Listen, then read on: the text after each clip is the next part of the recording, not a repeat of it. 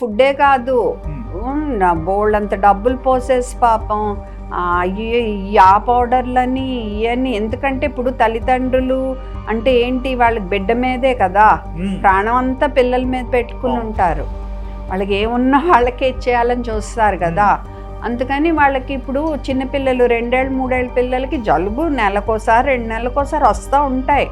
మీరు అందులోని ఈ మధ్య ప్రీ స్కూల్స్ అని మొదలైపోయినాయి, అంగన్వాడీలు.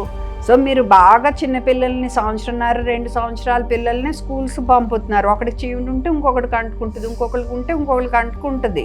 ఒక 5 ఏళ్ళు దాటేసరికి రోగ నిరోధక శక్తి పెరుగుద్ది. సో మీ సైడ్ నుంచి డబ్బులు పాడేసుకుని అయ్యి కొనేసి ఇచ్చేయొద్దు పిల్లలకి. సమతుల్య ఆహారం పెట్టమని ఎప్పటి నుంచో చెప్తున్నాము, ఇప్పుడు అదే చెప్తాము.